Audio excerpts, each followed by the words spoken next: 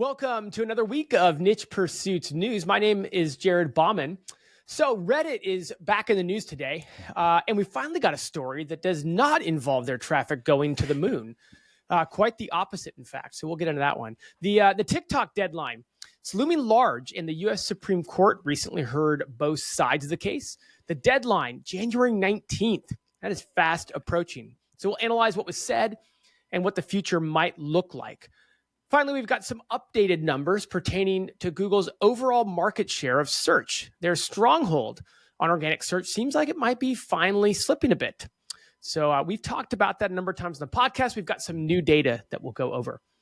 Moving along, it's mid-January already, so we'll get an update on our side hustles and how they're looking early on here for 2025. And of course, two weird niche sites, one related to travel and another one related to food. Joining me today, Thomas Smith. Thomas, welcome back. How you doing? I'm doing great. Thrilled to be here. Happy New Year. Can't remember if we've done one yet in the new year. Have we done one yet in 2025? I don't think we have. No, this is the first one. So yeah, I'm excited to kick off the year. Welcome to be here. Happy to have you here, and welcome to 2025. I blended both of those. Let's get into our first story today, and it's kind of a big one. I mean, we're talking about, we talked about Reddit for probably about a year and a half now, if I was guessing. And that year and a half has really been mostly, hey, Reddit is going up and to the right. And it feels like very well timed ever since they kind of did this deal with Google to license their content. They seem to have been rewarded leaps and bounds in search, right? And so they've moved up to like one of the top 2 or 3 positions in terms of visibility in the entire world for websites. But in the last week or so, their visibility has dropped quite a bit. So the article here is from Search Engine Roundtable. It was written a week ago by Barry Schwartz here. And it says, Reddit not ranking as well in Google suddenly. And basically, people started noticing that there was a small but visible ranking drop for Reddit. But that has since picked up speed since this article has come out.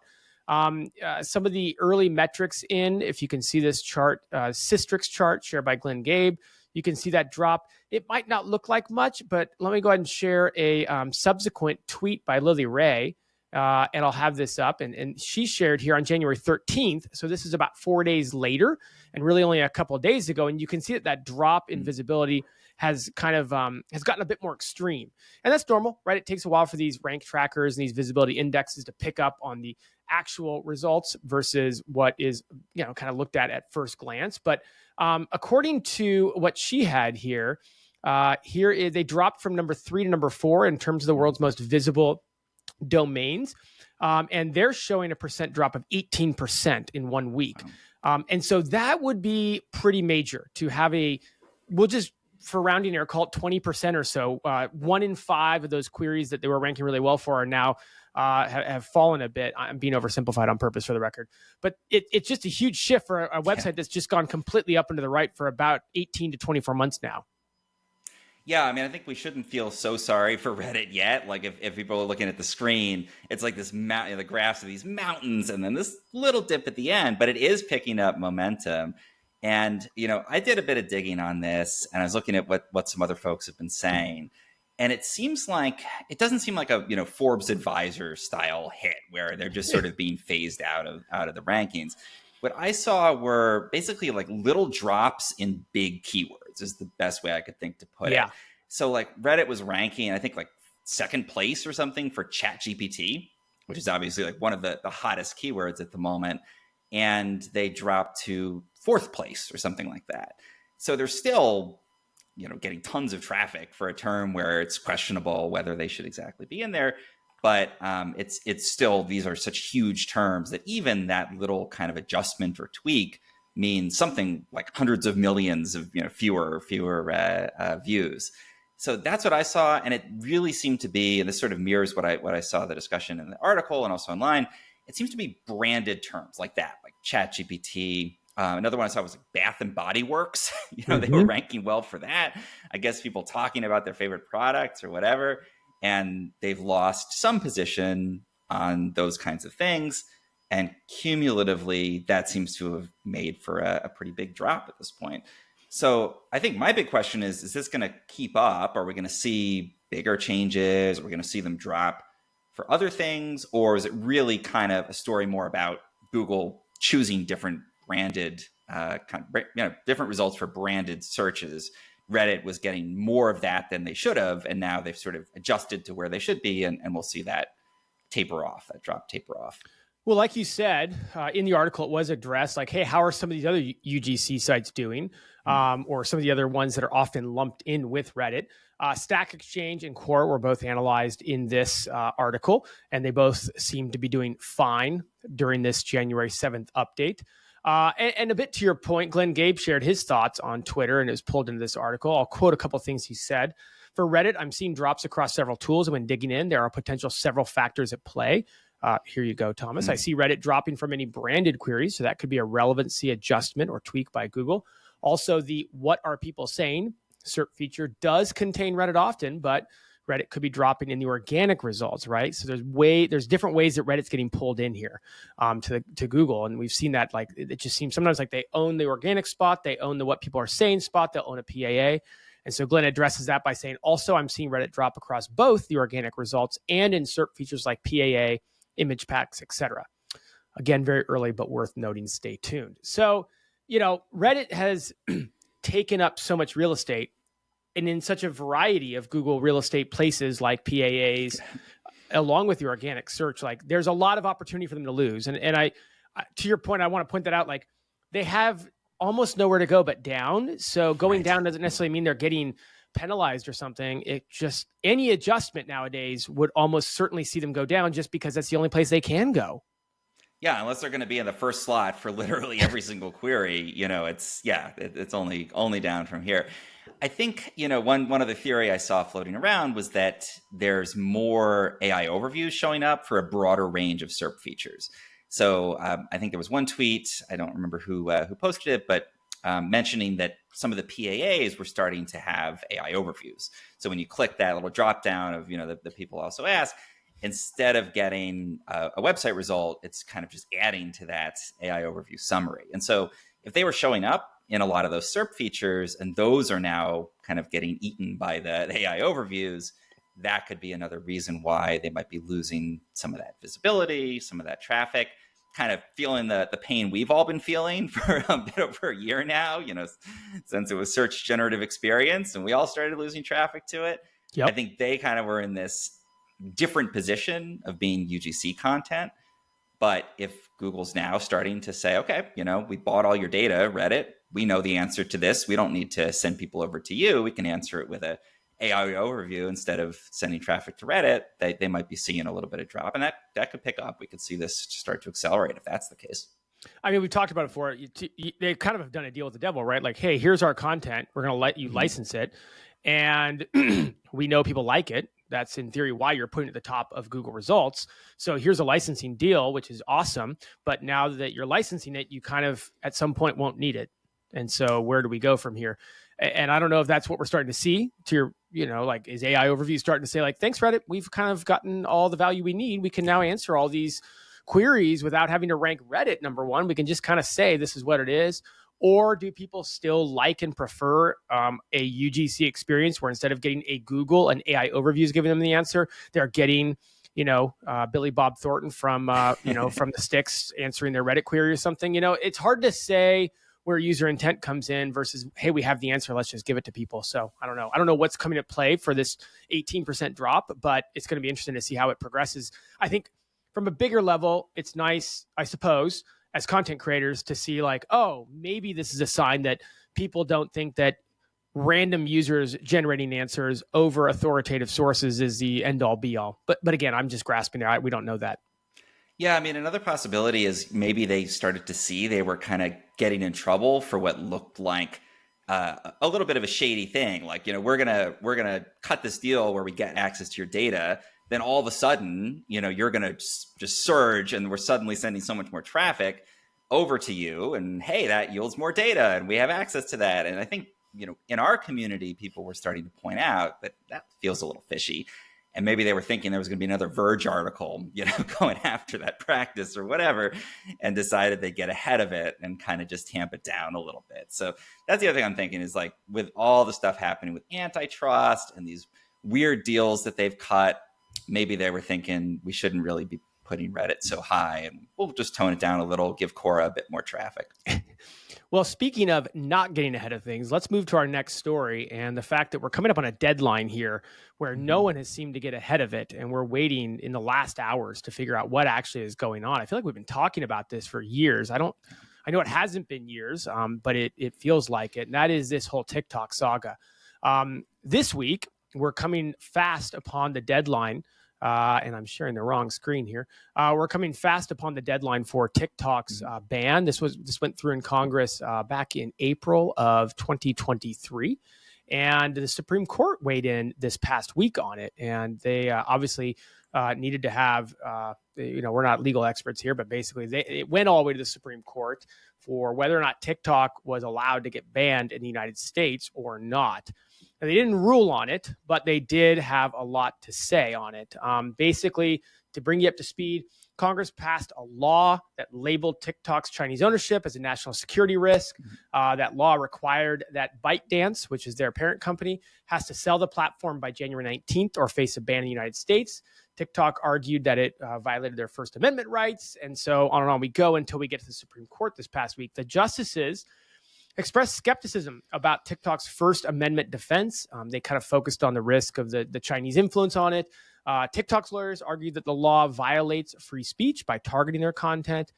Soon-to-be President Trump actually requested the court delay the law implementation until his term begins. He's kind of been outspoken about wanting to settle it outside of court and not have to do this. The justices in the Supreme Court seem disinterested in this and disinterested in granting the request, viewing it as lacking substance. We have another article here that came out on Reuters, and this just came out today. It says TikTok prepares to shut down app in U.S. on Sunday, sources say. And I'll read this part here. TikTok plans to shut U.S. operations of its social media app used by 170 million Americans on Sunday when a federal ban is set to take effect, barring a last-minute reprieve. People familiar with the matter said on Wednesday. The Washington Post reported President-elect Donald Trump, whose term begins a day after the ban, the coincidence there, is considering issuing an executive order to suspend enforcement. The report did not say how Trump could legally do so. Users who have downloaded TikTok would theoretically still be able to use the app, except the law also bans U.S. companies starting Sunday from providing services to enable the distribution, maintenance of updating it. Okay, a lot there. I feel like we still don't know exactly what's going to happen, but we have to talk about it. I mean, we're kind of at the 11th hour, and it doesn't look like. I mean, I'll be the first to admit, like I figured at some point somehow this would get worked out. It feels like TikTok might be getting shut down. It's a nail biter. I mean, I kind of remain skeptical that much is going to happen with the Google antitrust thing. Like, I know a lot of people are saying, oh, they're going to split Chrome. They're going to do all this stuff. I kind of feel like that's not really going to happen. But this is kind of the similar thing where we've been following and saying, hey, they could break up this company, and it feels like we're kind of at that point where we're definitely going to get some kind of an answer. I think it seems like there's a couple of concerns. There's the idea that if you control something that 170 million Americans are using and you get to dictate what it says and what gets amplified, it gives you a lot of control. And then also, I know there's some challenges with, like, you have access to everybody's photos, you have access to their location. And so that's, I think, some of the grounds that this is being kind of challenged on. Again, not a legal expert, so I don't think we know how it's going to pan out. But just looking at it from the perspective of content creators and folks in our space, this just hammers home to me platform risk. Right? Like, people, there's this message that you sometimes get. And I know both of us are the kind of people that have a ton of side hustles, and we love to diversify and go off in many directions. And people will say to me, hey, you're really wasting your time. You should hone in on one platform. I hear that all the time. Put all your energy into that. Like, what are you doing? Why are you doing all these things? I got several of those comments on LinkedIn this week. Yeah, it's like focus. People say that. And you just hone in and, like, really, put your head down. And 5 years later, you'll have this incredible channel. And, if you just but then this really shows you, I mean, I feel really badly for the people who did that with TikTok, built up these huge followings, and it could all just go away, poof, it's all gone. So to me, it really hammers home, don't listen to the people who say, avoid side hustles, lean into one thing, focus your efforts. You can do that, but the risks are huge, because you could build a following of 100,000 or 1 million people and have this huge ecosystem on one app. And then one of these legal decisions could just make it go poof, and you're back to square one. I feel like so much of the reasons why I never really saw this coming to fruition probably is wrapped up in that most of this is both political and international, right? Like it's not really about the social media platform. We're so used to talking about social media or Google from an algorithmic standpoint, right? Like TikTok from a standpoint of their algorithm, their rankings, who they're prioritizing, whether they're giving content creators a fair shake, right? We talk about that on every platform. And if the algorithm is going to be what comes to hurt you and your efforts, it's not really, well, not usually something where it's a political thing. It's a legal thing, right? And with the Google antitrust lawsuit, we were able to wade into that because so much of the information that was coming out of that was what we did, right? It was algorithmic. It was partnerships with the ad team. It was how the ad team worked with other platforms like Apple and how the Chrome experience worked with Apple and how the third-party data was used. Like this is all stuff we kind of know well because we're in that world. So much of this just feels out of left field to us. I think I'll speak for me because I'm not a legal expert. I'm not in the political scene, so I don't really understand much of it. So it almost feels like it kind of blindsided or caught me by surprise. Yeah, and I think the thing to look at here too is even if this does get turned around last minute, what damage has already been done and how might this shift the landscape for vertical video? Because I don't have a big presence on TikTok, but if I was a TikTok creator, I would be going to other places. Even if it comes back, I would never be able to trust it was going to be there again. So I'm wondering what impact this will have. And the thing I'm thinking is it's probably going to be really good for YouTube Shorts and for Instagram Reels and Facebook Reels. And I'm wondering if some of those big name TikTok creators are going to end up at least having a presence on these other platforms. So for me as a YouTuber, where that's the main video platform, I'll talk about that in a little bit. But I'm wondering, are we going to suddenly have a huge influx of creators and audiences? Will this be good for some people who maybe aren't as reliant on TikTok? I'll flip that on its head, though, and play devil's advocate with you. I feel like this might scare off a lot of content creators from TikTok, but if it does come back, I doubt it will make much of a dent on any of the 180 million Americans that use it. They'll just be like, oh, whatever. That was a blip. I'm back to TikTok. And there could be this gap of content creators that left the platform because of platform risk and an opportunity for someone willing to take the risk to go back and be able to have maybe a little bit of an easier platform to create content for with perhaps roughly the same number of eyeballs. I don't know, just thinking out loud. Yeah, and I saw people saying, okay, well, I'll just get a VPN and I'll access it, even if it's banned. And I think that, like you said, if the algorithm there is still as strong as it is, which I think is one of the big selling points for TikTok, is they're really good at matching people with content, and there's fewer creators, and people stay on there. Or it sounds like the app doesn't just disappear from your phone. You'll just sort of not be able to update it. Maybe you'll have to jump through some hoops to be able to access it. I'm not exactly sure. But if there's maybe still an audience there and still the same tech, or maybe you're reaching an audience in other places, maybe it means you have to diversify your content to reach the countries where this is not banned. And remember, the goal from the legal perspective is not to actually get rid of TikTok. It's to have them sell their stake to a non-Chinese owner, from what we understand. So it's not that they're trying to get rid of TikTok. They're trying to change up the way the ownership model works because of data. So we'll see. Boot your phones up on Sunday morning, see what's going on. If you got TikTok app on your phone, you'll probably be the first to know. Just when you wake up on Sunday, open that app up and see what happens. Exactly. Yeah, we need some company to come and just start hoovering up all these, take Chrome from Google, take TikTok, and, just create some new company that's got all these pieces that are getting shed from the other big companies and social media. It'd be interesting. But yeah, I'll certainly check and see what happens with it. That's a great point. This could end up getting absorbed into some other company, and then that just makes it that much more competitive. So you heard it here first. Thomas predicts Chrome and TikTok to merge. Yes. Wouldn't that be great? Boy, that'd give us a lot to talk about. Hey, Google. So wouldn't be a podcast episode of the news if we didn't talk about Google. They're in the news. The timing is interesting because we have we've talked about this without data, right? We've talked about this from the standpoint of, hey, how's Google's market share doing in light of all that's gone on in 2024? We've got the antitrust lawsuit. We've got AI overviews, we've got ChatGPT, we've got so much going on. Even mentioned half the stuff, right? Well, here we've got a story that says that their market share has dropped below 90% for the first time since 2015. And this is very interesting because we've been talking on and on about that. I do want to read a couple things from this article, but I thought I'd quickly turn over to you, Thomas, and get your reaction to this news because it's something we've been surmising for a little while. Yeah, we reported this back, I think, about a year ago, even when there was just a little blip. And a lot of people came in after that, on social media and all over and said, not necessarily to us, but to the overall reporting on this topic, it seems like it was just maybe the stats weren't kind of tallied correctly. And it was just a kind of a measurement error or something. So to see it actually reflected here in these 3 data points of the drop at the end of the year, and to see that this is really more than just kind of a blip, I think validates, they're losing market share.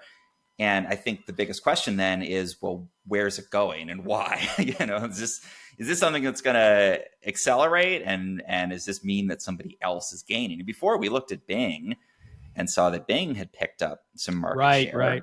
That seems to be holding steady. They seem to be at, I think it was about a 4%. Yep, 4%. Market share. Right. Yeah. So nothing to write home about overall, compared to Google, but still, that's hundreds of millions, billions of extra queries that they picked up. I know I'm still seeing more Bing traffic than I did before, but it seems like this is something that's sticking.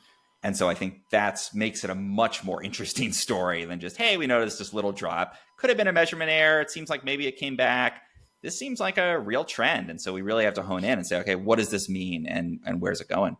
To your point, I mean, we reported earlier that there was this drop, right? And I can't remember, is it Stat Counter? And then they reversed it and like, oops, sorry, we made a mistake. And it's like, well, that's kind of a big mistake to make. You might not want to. So I think that this is different because this is 3 months worth of drops. Okay. So this isn't like, oops, we made a mistake. If you're listening, you're like, hey, they reported this, turned out to be a mistake, like what Thomas said. This is 3 months worth of data that is under 90%. And so it's much more sticky. And frankly, I don't know if you can see this, Thomas, but I wish they had numbers here, so we could see what the percent was, say, a year ago. I feel like it was 93, 94% a year ago. Yeah. I could be wrong about that. It was definitely like 92 or above. And that makes this drop pretty significant. Like to go from 93 to 89 is a pretty big drop. You can kind of see it started about a year ago. Look at this. Like there's a little drop here in the April, May timeframe, then some stability over the summer. And then really, frankly, it started dropping in July, down to August, down to September, and then October, November, December is where we first get those 3 months that are under 90% market share. And so I think I'll just say kind of like what you said, like, is it a big deal? Yes and no. It is a really big deal. It's a big deal because it's a huge drop when you look at relative percentages. And that is significant. To go from 93 to 89 is significant. Is it significant from the standpoint of like, they're still the dominant player and are going to be for a very long time to come because of the runway they've created? Yeah, from that standpoint, this really isn't going to change anything about how you experience Google and organic search. So it kind of goes both ways at the same conversation, Yeah, and I think before there was some thinking that they just made a lot of people angry with the quality of the AI overviews or lack of quality of AI overviews. Enough people were told to put glue on their pizza that they just decided to go elsewhere and went to Bing. And that was the story last year. With this, it seems like Bing has held steady, and it's the other category that's starting to gain. And that presumably is a lot of the Perplexities and, ChatGPT searches of the world.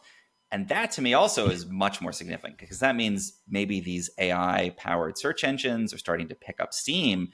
And so I just start to think, is Google a Kodak or a McDonald's? Like those are the breakdowns to me. Because we saw, Kodak was this world leading company. They developed this incredible technology. They were the company in the early 1900s. And then they just kind of failed to keep up with the shift to digital. And now they're pretty much a non-entity. I mean, they exist really only in name. Versus, McDonald's, they innovated and created this idea of fast food. And for a while, again, they were the company doing it. And then your Wendy's and your Taco Bells and everyone came in. And it's not like McDonald's went away. They're still this huge, powerful company. They just had to share the market with a bunch more people. So that's, I think, the big question here. And I'm sure Google is asking themselves that question too. Are they the Kodak or the McDonald's? Like, did they miss the boat on the pivot to AI? Are they not going to be able to recover? And ultimately, everybody's going to move over to these AI-powered search experiences, and they're going to end up, like Kodak with not much to show. Or are they going to be the McDonald's, where maybe they're not going to have a 92% market share? Maybe it'll land 70%. They're still going to be huge, but they're going to have to share the market with more people. And I don't think anybody knows exactly. I mean, my guess is probably, we're not going to be saying goodbye to Google for a very long time, if at all. But it's always interesting when you see somebody who's been the dominant player in the market for decades now, really, start to lose share. And you have to say, where's this going to land? I'll read this out of the Search Engine Land article we have on screen here. I think it kind of sums it up nicely, and then we'll kind of move on. But the big picture, Google has been under attack for nearly 2 years over the growing unhelpfulness of its search results, despite dominating thanks to its illegal monopoly status, with a commanding 90 to 92% share for nearly a decade. So I guess I was off by a percent or two. Mm-hmm. The article goes on. We're finally starting to see the beginning of people moving away to other search engines. They go on to say, where did searchers go? You kind of addressed this a little bit at the front end, Thomas. Did they go to AI answer engines like ChatGPT Search and Perplexity? Well, not the way StatCounter measures things. I thought this was interesting. StatCounter mainly tracks Microsoft Bing, Yandex, Yahoo, and Baidu, but also has another grouping called Other, which includes the likes of DuckDuckGo and Ecosia. Bing, Yandex, and Yahoo each gained some of Google's lost share. Can you believe Yahoo's gaining? My goodness, I haven't heard that in 20 years. Second place, Microsoft Bing hovered at just under 4% for the final 5 months of 2024. So it's a little bit hard to understand where that data is going, because I don't think they're tracking SearchGPT, even ChatGPT, which isn't the same as organic search, but kind of is, because we all kind of use them interchangeably depending on who you are and how you use it. But we don't really know where it's going, and that's a bit of a mystery. But we do know Bing and some of those are picking up some of that slack. Very interesting. I mean, you can't look at that data coming out at the beginning of 2025. And I go back to how Spencer and I finished the year-end podcast on 2024, and we talked about the two biggest stories, in our opinion, of 2024 were AI overviews and the antitrust lawsuit. And so both of us picked stories related to Google, and we kind of concluded 2024 by talking about, do we have a two-horse race now? Do we have a multi-horse race? Is Google really up against it now? And this data just seems, a couple weeks later, to pile on the fact that we've got ourselves at the beginnings of more than Google when it comes to search going forward. Yeah, like Spencer said, and then I think their CEO echoed, they have to get scrappy if they're going to, kind of become the dominant player in AI. And I don't know what 2025 will hold for them. I suspect that, these new players are going to continue to take some of that market share.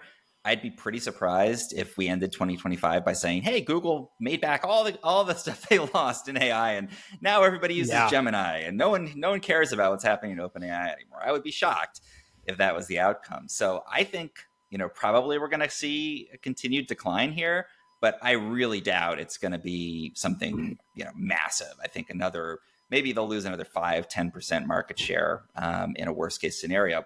I could be wrong, though. I mean, that's the thing about tech, disruptions happen, and they can happen a lot faster than people think. Got a vision, Thomas, as we kind of transition out of the news of, you and I are going to be grandparents sitting by the fire in 40 years. And one of our grandkids is going to walk up and say, Grandpa, tell me a story about when Google was the top of the market. Right. Well, pull up a chair. Let me tell you a yarn. It's going to be a while before they lose that prestigious seat. But yeah, we might be seeing the beginning of the dominoes starting to fall. So, hey everyone, Spencer here, founder of Niche Pursuits. So you probably know the importance of building internal links so your site can perform well in Google. Today I want to share how Link Whisper can help you add outbound internal links to your articles. As you draft your article in WordPress, Link Whisper scans your site, identifying the best internal link opportunities. It then recommends the perfect anchor text and link to add. With just a click, your content is updated with new internal links. No more expensive tools or tedious manual site searches. Link Whisper does the heavy lifting right inside the WordPress editor. Say goodbye to the hassle of internal linking. With Link Whisper, you can focus on what you do best, creating great content. Use the coupon code PODCAST today and get $15 off. Elevate your website's internal linking with Link Whisper now. Building smart internal links just got easier. Go to linkwhisper.com today and be sure to use coupon code podcast to get $15 off. That was a fun week of news. You know, there's so many different topics, so many different storylines. I mean, I can't wait for next week. We're going to be able to report back on TikTok and figure out where we're at with that mess. We'll see where Reddit's at, see if Reddit's still at 20%, more than 20% drop. So a lot of stuff that if you're listening today, we're going to check back in on in a week or so. So you want to make sure to be here next week as we talk about that. Hey, so this will be the first one for you of 2025. Looking forward to hearing your side hustle update. That means we've been about a month since we've heard from you on that. I'll go first, though. People are going to have to wait a little bit for yours. I'm first on the agenda here, I see. So we always follow the agenda.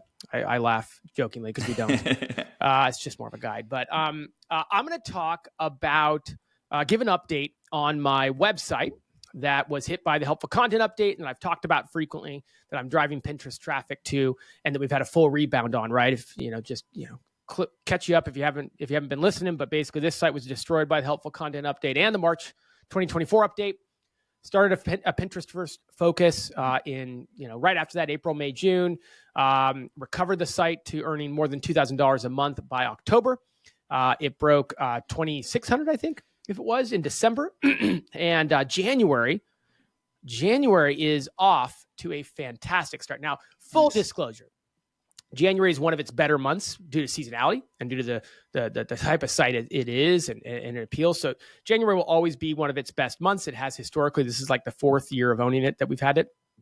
But we've followed the same exact strategy, posting content every single day to Pinterest via fresh content that we publish on the website. And if you're familiar with owning websites and owning properties in January, you know that January means low RPMs. So when I report the numbers for the site and how it's doing so far in January, just know that the RPMs are probably only about 60% what they were last month. So huge drops, right? And that's not abnormal. So if you're looking at your RPMs, this is your first January going through being on like a Mediavine or a Raptive, like very normal. 30, 40% drops, typical, because so many advertisers just dumped all their ad budget in Q4 and aren't in a hurry to spend it starting this year. But so far, halfway through January, recording the 16th, so we got 15 days worth of data. We're on pace for a $4,200 month. Nice. So that would be more than 50% above the previous site's high of 2,600. Now, again, the site previous high, which was last month, January is one of the best months for this site historically, pre-HCU and post-HCU. Pre-HCU, January was the highest earning month, and it only came in at just over $2,000. Wow. We've already eclipsed $2,000 15 days in, so it's going to set a record more than likely. The RPMs aren't great, but the traffic is really, really high, 6, 7, 8,000 page view days. And it had, over the weekend, it set a record, had a $225 day on one day via Raptive. So site's doing very well. It's supposed to do well in January. It will drop off kind of February, March, just because of seasonality, because of the way that the niche is. But happy to report, man, it is really successful when it comes to the flip-flop of where it was a year ago, even before the March 2024 update. What a great recovery story. I mean, it's like, it just shows you, if it hadn't have been for the HCU, you would have just kept plugging along with organic search and you never would have found this. And, I imagine that Google traffic is pretty high quality, but Pinterest, in my experience, is even better in terms of the quality and the RPMs, depending on the niche this is in. And so I can imagine, you're probably not only getting more traffic, but you're probably seeing, even with the drop in January, which is brutal, by the way. I mean, my site is down. It's like every year I know it's coming, and every year I'm like, it won't be this year. This year will be the year, and every time it's brutal. It knocks your legs out from underneath you every year, even though you know it's coming. I've been doing this for almost a decade, right? Like, why am I surprised? And I'm still like, oh my goodness, look at those RPMs. And I wouldn't say I'm surprised as much as just so saddened, because those December RPMs are so good. I guess the flip side is, at least the traffic is so good in January, it kind of makes that fall from those good RPMs a little bit easier, Yeah. I mean, again, we talked about diversification. I think a lot of us have sites that are in kind of e-com niches or niches that do well around the holidays. So like my main site is kind of news and travel. And it's not that that's necessarily a holiday thing, but people are home. So they're looking for stuff to do. They're looking for activities and they're planning their trip for the next year. So it tends to do well. And the RPMs are super high. But if you can own a site in a space, I think of like if you're doing gym reviews or something like that, that's going to do well after the new year, then that can be something to think about adding to your portfolio. Because otherwise, the RPMs are great, but like you said, if you've got all your sites in that December timeframe, you're going to have this huge month. But then how's that going to work out for you the rest of the year? And you might trick yourself into saying, wow, December was so great. I should invest all this back into my site, or, I should go on to some giant vacation. And then, you find out, hey, once you get into the new year, your RPMs have dropped. So I love that you appear to have a site here that not only has recovered and is doing great and really well. I mean, $4,200 in a totally new strategy with Pinterest, but it tells a story about that diversification too. Like, you don't come out of the holidays and go, ugh, the new year, I'm not going to do well at all. You've got this site that's going to pick up traffic. So I think that's fantastic. And if you're not careful, to that point, I'll just offer this little piece of advice, especially if you're newer on this side of things. Like you come out of, for oftentimes, like if you're typical, you got the high RPMs, you got the e-commerce type sales. And so November and December can be really good. Well, you don't really get the checks for that until January and February, sometimes into March, depending on which ad platform you're on, or if you're on Amazon. And so January and February are depressing. Look at the numbers, but then you get the big check and so you're like, well, it's not so bad. And then you get into like March and April and you're like, oh my goodness, like RPMs aren't that great yet. And the money from January is starting to come in and it's really bad. And so it can really kind of catch you by surprise in January to see that RPM drop. But then in March, you're like, oh my goodness, my check this month is going to be awful. Circling back just to finish it off. Yeah, you're right. The Pinterest traffic is amazing, at least for this niche, right? Like time on site, much higher. And Google time on site is usually pretty good from organic search. Number of pages per session, right? Page views per session is another good metric to look at, especially if you're an ad revenue generating type site, because every page they look at, you're going to generate new ads. You're going to get more money per visitor, which kind of speaks to that RPM, depending on how you measure that. That's also very good. One of the higher average pages per session is from Pinterest. So all around good source of traffic, good quality traffic. Very happy overall and hope to continue it. So let's turn over to you. Let's get some updates. I can only imagine, are we getting new side hustles today? Or are you going to finally just update us on the bevy of side hustles you've already introduced us to? Yeah, I mean, today it's mostly an update. I think there's potential to start new things here, but I figured I'd, kind of let you know where I am overall on one thing I've talked about before, which is video. So I've shared about my YouTube channel and YouTube channels, actually. And I'm not talking about Toaster Guy. Toaster Guy is continuing to do great. That's what I wanted the update on. Yeah, I mean, everybody wants to hear more about Toaster Guy. I think we're at maybe 1,700 views or something like that across Toaster Guy's video. Okay, so I certainly will continue to develop it. And he hasn't gone viral yet.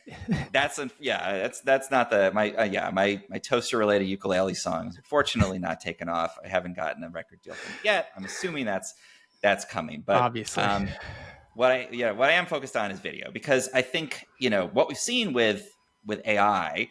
First, it kind of ate all the content sites. And it was so easy to generate pretty good articles with AI that we've seen the shift where it's no longer valued as much. And then we started to see it with imagery too. I mean, I go to Facebook and so many sites are so many pages are just using really beautiful but AI generated imagery. And I feel like video is one of the last holdouts. And I'm sure that eventually video is going to kind of get supplanted by AI to some extent. But it feels like that's where a lot of the traffic that formerly had gone to info sites or travel sites is now going, to YouTube. And also, as a YouTuber, I'm looking at the TikTok ban and saying, hey, if there's suddenly a demand for vertical video and people aren't able to get it from TikTok, maybe they'll come over to me. So I'm really leaning into video. And the other thing that really inspired me here was your numbers from Amazon Influencer that you shared in the last couple of podcasts. I'm looking at that and going, wow, I am missing out on an opportunity here, because you just crushed it. I know you're not updating on that this week, but listening to the last couple podcasts, hearing about how your November and December were. Right. And really all you did was make a lot more videos than me. That's the bottom line. We do it in a pretty similar style, and you really, just really did a great job of that.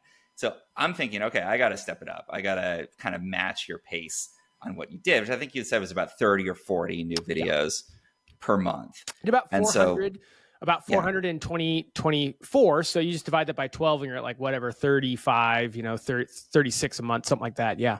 Yeah. So, if I can do that, if I can review all my products that I've kind of gotten a little bit complacent about not doing as much of that, then I can start to add to that. And I've seen, I think you alluded to this before too, but I've seen a pretty strong start to 2025 on Amazon Influencer. And I wasn't expecting that. Normally it drops off, but I've been seeing pretty good performance so far in 2025. So that really gives me hope that this is an area I should put more time and effort into. So that's really one of the core pieces, is just to do more of those kind of video reviews, the kind of stuff that I've been doing for Influencer all along. But then my other strategy around that I've shared before is you take those videos and add them into a YouTube channel. Yep. And my main one is DIY Life Tech, and it's kind of a hodgepodge of a bunch of home topics, car topics, reviews and that kind of stuff. And it did really well. In December, it made $2,395. Wow. And this isn't sponsorships or anything, literally just from the AdSense earnings on there. And that's a lot of stuff that's kind of repurposed from influencers. So yeah, my goal is to sort of match your pace, 30 to 40 videos per month in 2025, maybe a bit more. I've done 14 so far, so I'm pretty much on pace. If I do, a couple each day, I think I should be able to get there. And then I want to take those videos and post them to DIY Life Tech and kind of keep growing that channel. Because again, $2,300, almost $2,400 in December, that tends to be the best month for the channel. But if I can keep that growth going, I think that would be awesome. But I also want to start to grow some other channels. So I think I mentioned once that I have this channel called California Dad Reviews. Yeah. It's basically like kid products, stuff related to having kids. It is not yet monetized. I have at the moment 777 subscribers, 1,579 watch hours. So I'd really love to get that channel monetized in 2025. So basically what I'm thinking is I'll shoot these influencer videos. I'll shoot some other kind of related videos about the products and that kind of stuff. And then I'll sort of just do a filtering. Like I'll take those videos, and the ones that are home related, I'll put on DIY Life Tech, tech products, obviously. Anything that's like my kids' toys that got over the holidays, I'll review that. I'll do Lego sets. I'll do whatever. I'll put that on dad reviews. And I'll see. I want to get that channel monetized. So I need to hit 4,000 watch hours, basically a little more than doubling, and 1,000 subscribers. So I need about 300 more subscribers, about double my watch hours. I think I can do it. But yeah, what do you think?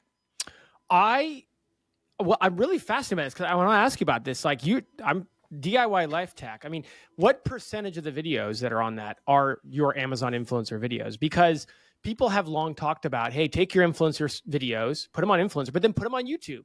Add an affiliate link to the product. And Amazon is totally okay with terms of service. It's fine if you're wondering, and make money. But I've never heard of somebody who made, we'll call it good money with that YouTube channel. A couple $100 here, a couple $100 there. Not that that's anything to sneeze at, but it just was more work, and I was always looking at the payoff. But you're making the thousands of dollars. Like how many or what percentage of the videos on there are just straight from your influencer? It's a good percentage. I'd say it's about half of the videos on the channel in terms of the overall number. I would say that the value per influencer video on there is much lower than the value of the kind of, it's mostly kind of how-to and tutorial videos, and it's super simple stuff. Like literally I think I've shared this before, one of my best videos is how to change the cloths on your Swiffer WetJet, how to fix your Swiffer WetJet, these kinds of topics. Hundreds of thousands of views, thousands of dollars in earnings on these. I have one that's how to light a gas fireplace that has a wall key. That does really well this time of year. Again, I think hundreds of thousands of views. I've started to do car related ones, and it's not like a car review. It's how do I open the gas tank? How do I open the trunk?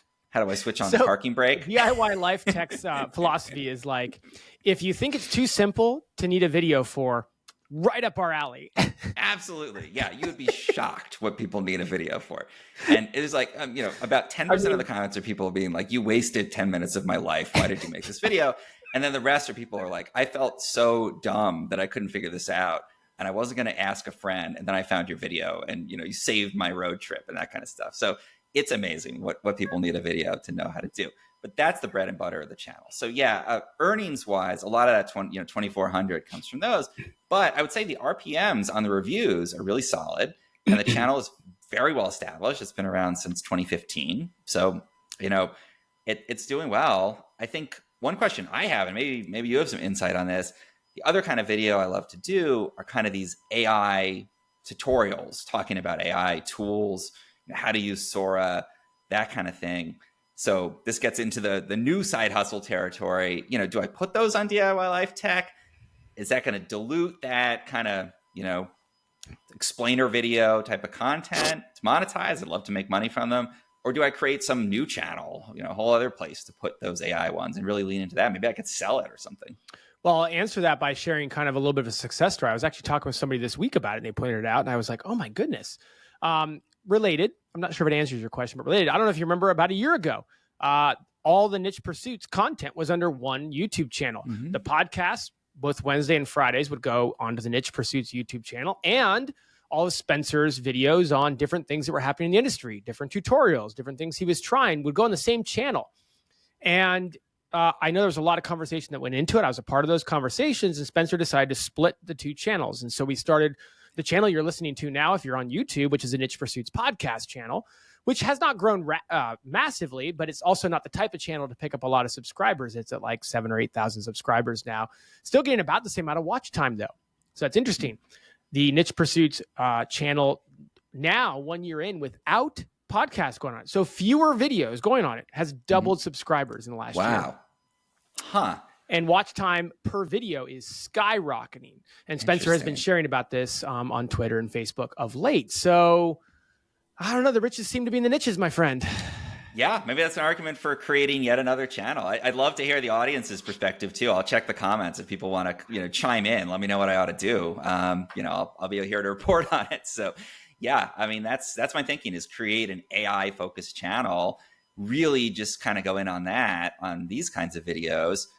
I've been doing this stuff for a long time. It's easy enough to shoot them. Honestly, a lot easier than shooting a product video. You just pull up the tool and bring up OBS and do a screen share and chat for a bit, share some stuff. And, I've got a newsletter I've shared before about AI. I could easily push it out there and get those initial 1,000 people, maybe get that one monetized. So plus you talk about all that stuff on Medium. I see your Medium articles on AI a lot. So you could, I don't know if you can embed them, but you can at least link to them and stuff like that. So a lot of ways to use it. I mean, I got a little bit inspired hearing you talk about it because I've always thought when it comes to my influencer videos, do I just push them straight on YouTube? So if I do 1,000 influencer videos in a year, I then have 1,000 YouTube videos, right? But to some degree, a concept kind of emerged in my head, hearing your numbers and hearing that, about half of them are influencer, but then there's this other half that are more how-to tutorial. But, for every product you make an influencer video on, you got your coffee cup, then you could use like how to reheat your coffee cup in the microwave. And, so you can almost basically take the concept of each product you're doing the influencer video with, and then that could dovetail into a couple of additional kind of how-to or comparison videos. And so you could really round out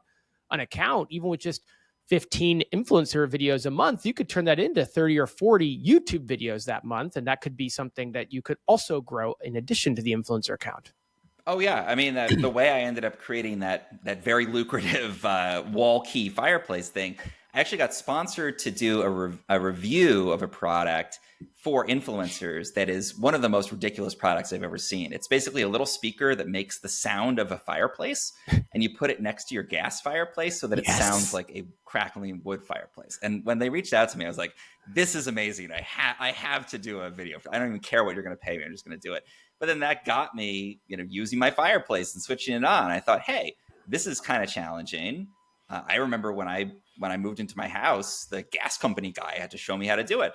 So I shot a video while I was reviewing this silly little product. And, the product review, I've sold some of their fireplace thing, but lo and behold, the video of switching the fireplace on, super, super lucrative. So yeah, I mean, once you're out there shooting, just add that extra 1 or 2 minute video. These are not really long things. You don't have to have a script. Just think about, is there something you can do for that product, or even generically, toaster guy, if I'm reviewing a toaster, maybe I can just do something about, how do you choose the right toast settings, or something, some toaster comparisons or something like that, and grow it. And yeah, that's definitely a strategy I'd recommend. I've watched your Swifter video. I will say it's not rocket science, folks. He's not kidding. No, there's absolutely nothing distinguishing about the quality of my production or, my delivery or anything. It is 100% the information, and you would be shocked again what people need. Well, let's move into the final segment here. Congrats on your success in December. We'll be watching eagerly to see how your video play goes in 2025. Let's move into some weird niches here. So for me, I'll go. Mine is shared by somebody, a listener. Thank you very much. I got to get better. I was going through a really good spell there where I wrote down people's names, but I throw them into a doc and then I forget to write your name down. So I apologize. You know who you are. This weird niche is flightmemory.com. Talk about a great TLD, by the way, flightmemory.com. Yeah. Okay, so what does it do? Welcome to Flight Memory. Flight Memory enables you to easily keep track of where you've flown and then easily produce maps showing your flight routes. Now, this website got introduced to me by somebody recently, but I've seen these routes, these flight maps posted by my friends on Instagram. And so immediately I was like, oh my gosh, this is crazy. I think there's more than one website that does this, because the flight maps here aren't always what my friends look like, but maybe you can customize them, right? I'm not really sure. If you hit it, by the way, this website, again, classic to the weird niche segment, looks like it was built in about 1999 or maybe 2004, have to look up when it was built. But I'm on the website right now, and I hit the preview button to kind of see what it looked like. And you can it says right here, here's an example what your data can look like on Flight Memory. And I don't know exactly, I didn't go through inputting. I wish I tried to leave time to kind of input some of my flights from last year to see what it was. But, you can kind of see this example of a worldwide map and a domestic flight map, maybe where this person has flown. And it gives you all sorts of really cool stats: longest flight in distance, longest flight in duration. And so it's a really cool kind of flight map here. I'll say this. I'll go over to Ahrefs here in a second, but here's to me the brilliance of it. I don't know how many they sell, Thomas, but they have this tab called Poster. And sorry, bear with me because I got to laugh. So you can basically buy a poster of your year of flights, right? Nice. Poster prices start at $32 and range up to $153, depending on the size and the type you order, right? And it sounds kind of cool. They have the classic flight memory map. They have the political boundaries map. I love the opening line: a real eye catcher in your living room or office, and completely unique as it contains your personal flying data. And then you go down and they have some images here, and these were definitely photographed in 1999, and they are absolutely not eye-catching photos at all. Nonetheless, I do think it's pretty cool. I remember I had a year where I flew a ton for work. I was on the road 150 nights that year. And I flew a ton of miles, right? I'm thinking back, I probably would have bought one of these, that was my year of flying, all over the globe for work. I was in so many cities. I don't know. It would have been pretty cool to put one of these up in my office. These do look pretty cool. Really quickly, I'll pop over to Ahrefs and just kind of share what it's doing over there. It is a DR53, which is pretty cool. However, it only ranks for 1,200 keywords, and it gets less than 100 organic searches per month. So it's not exactly killing it in any stretch of the imagination. But a DR53, it's gotten mentioned in Photos and a couple other places. So it's it could be something good if they wanted to build out that website a little bit. Yeah, I mean, I think it's so cool. When I fly, I always turn to the back of the in-flight magazine, and they have that map of where they go. Yeah. And then you look for your city and you see it's so exciting to think about, I could fly to all these different places. So I can see the appeal and the bragging about, I took the 16-hour flight to Australia or whatever it turns out to be. I think I can see why people would want to do that. I just think they have there's so much missed potential because they're really honed in on a term that I can't imagine anyone thinking of and putting into Google, flight memory, or make a poster of the flights that I've been on. it's a really cool concept when you think about it. And yeah, I love like the photos on there. It's whatever it is, it's not AI. Like that's what No. I kind of am going to miss the days when you had photos like that. Once AI creates everything, there's something kind of charming and folksy about it's like people's office poorly lit with like other stuff covering the poster partially and that kind of stuff. But I feel like if they really honed in on some of these info queries or some other topics around the aircraft, looks like they're ranking well for the aircraft. So maybe if they talked about that, they could That's bring their shop. in. I mean, they're ranking. Yeah. I have up on screen if you're not watching, like their keyword rankings. And to your point, like they rank for Condor A320, number 7, granted, but it's shop. And it seems like from this URLs that they have a community as well. Yeah, I mean, this is pretty good ranking position for these big keywords like the names. I mean, personal flight tracker, but some of these other things, I'm seeing a ton of traffic on some of these, and I'm sure there's aviation enthusiasts and people searching who would also buy one of these maps. I feel like this is a play where they need more info content to bring the traffic to them. Yeah. No one's going to think this exists and search for it. But once you learn it exists, you go, hey, that's kind of cool. So I don't know. I have a couple of articles that answer questions like how many bathrooms are on a 777. Really, there's some stuff out there that people search and they're curious and there's no content and you can rank. And I do. And I'm thinking if something that had the niche and actually had some authority in that niche started turning out that kind of content. And then once you're there, there's a pop-up that says, hey, do you want to get one of these personalized flight maps? I think I would buy one. I think it's pretty cool. I mean, they rank number 6 for my past flights. That's their top keyword that is not branded. But that's search volume almost 2,000 a month, So, I mean, with the DR53, like they stand a chance, like you said, if they kind of built this out. There's definitely some potential there. So pretty cool. Let's see. I've got yours booted up. Thomas, I'll turn it over to you. Yeah. So mine is, it does exactly what it says. The site is what'sgoodattraderjoes.com. So this is an exact match domain. It also looks like it was built many, many years ago and never updated. There's a Google site search box at the top of the page. Late 2000s, I feel like. So it's got a couple years freshness on it, on the flight tracker one. Yes, it is very, very full of ads. But basically, it is a review site for Trader Joe's stuff, Trader Joe's food. And if you know Trader Joe's, I know here in the Bay Area, I don't know if it's the same where you are down in SoCal or other places in the country, people are obsessed with Trader Joe's. People love Trader Joe's or Trader Joe. My sister's a Trader Joe person. If you get invited to a party and you bring anything from Trader Joe's, people are going to be thrilled no matter what it is, even if it costs you $3 or whatever. Yep. People love it. So there's this niche kind of interest in it. And what they've done is basically reviewed all of the new Trader Joe's products and all the Trader Joe's products that come out. And when I first saw the site, I thought, based on the design, this has got to be like low quality content, some kind of thing that existed years ago and, has just sort of petered out. But no, it's current. I mean, they reviewed stuff this month, new products at Trader Joe's. They have original photos. They have video. They seem to have a YouTube channel. I'm looking at the top one. It was yesterday. Yeah, I was going to say they reviewed this product. So this is an ongoing thing. Those look pretty good, to be honest. Yeah, I mean, the reviews are great. It's got original images. They clearly tried the products. They've got video. They've got the nutrition information.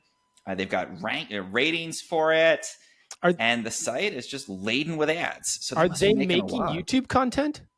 They appear to be. Yeah, that seemed to be the case. Yeah, that they've got. It doesn't look like they have a ton of followers. It looks like maybe they added the YouTube channel later. Yeah, and they're trying to grow it. But they're doing video content, and the site is just so rudimentary. And from what I'm seeing on the monetization, it looks like it's just AdSense. It doesn't even look like it's Mediavine or Raptive or anything. I mean, I can't even find a menu here. Like, this is straight up Blogspot style. Like, you know? It's in the sidebar. There's a list of years and the number of posts. They did 168 posts in 2024. Look at this, Thomas. I mean, look at that. Yeah, 58 million page. They've got a page view counter on this thing. Nothing says 2007 like a page view counter. Come on now. Yeah. So it's like they just hit on this idea. I didn't look at how old the site is, but must have been there forever, and they just seem to be continuing to churn out the content. Yeah, it's on blog. It says powered by Blogger. I love it. It's like if it's not broken, don't fix it. I pulled it up here in Ahrefs. I mean, over 3,000 pages. Yeah, and it's all great keywords. It's literally Trader Joe's and then a product. So Trader Joe's salmon, Trader Joe's cakes, Trader Joe's hash browns, and they're ranking for all of it. Now, again, I bring this up every time one of these sites shows up. Is there a risk for copyright and for trademark infringement on a site like this? Yep. Yeah, I think it's really risky to put an actual brand name in your EMD, because any point in the future, Trader Joe's could come along and say, hey, we prefer you not do that. And then you're going to have to change and rebrand the whole site. But they've been around for a while. It doesn't seem to have happened yet. And, maybe if that happens, they'll just shift over to something else. But yeah, I mean, it's risky. And even the idea of using an EMD, like one of their big queries was, what's good at Trader Joe's? Yeah. So clearly they saw that at some point and, made the site for it. And you'd think, hey, they probably would have gotten hit for that. Doesn't look like it. Well, I have on screen as well the organic traffic chart in Ahrefs. And I don't know if you saw this, but 1 year ago, here we are, mid-January 2024. They've had two massive growth curves. They've had a drop in there as well, but they're basically up almost 3x on where they were 1 year ago. It's funny. I've got this 5-year traffic trend. They were pretty flat. Publishing, we saw content, hundreds of blog posts every year throughout 2020, 2021, 2022. And they're just flat here. And then look at this growth over the last year. They've almost tripled in organic traffic. Yeah, I mean, one trend I've seen, and I think some others have spoken about this, maybe Niche Site Lady, I think, has said something about this. Even though content sites have suffered a lot, Google seems to really love news sites. And that's not just news in the traditional sense of like this happened in a town. It's news related to products or to industries, anything that's kind of new information, it's breaking. And when Trader Joe's releases a new product, that's a version of news. So I wonder if they're actually seeing gains. And it makes me start to think, hey, if you've got a site that's been hit and you're trying to think, how do I recover it? I've had great success pivoting my own site to more of the news content. That's something to think about. Is there news you can report on in your niche that Google might still be wanting to rank, even if they don't want to rank your 3,000 word review or sort of longer info article? I mean, this feels at glance like your classic content or affiliate site, right? And I'm not saying they have any affiliate. I don't think you can affiliate Trader Joe's, but your classic informational content site with ads that has gotten notoriously crushed over the last year, and yet this thing has tripled in traffic. So there's got to be something there. Perhaps what you're saying. Good find. That's great. Trader Joe's is a hit. I'm going to share this one with my sister. She loves Trader Joe's. They do have a good cult following. Well, that brings us to the end. That hour flew by. It always does. I say that almost every time, but that hour did fly by. I mean, a lot to circle back on next week. So thank you for joining us this week. We left you with more questions probably than answers. What's going to happen with Reddit's traffic? Will they continue their nosedive? Where are we going to end up with TikTok? I mean, a lot of big questions that we'll answer next week. But until then, open that phone up on Sunday morning, see what's going on with TikTok, and we'll keep you posted on Reddit. Have a great weekend, everyone. Thanks for joining us.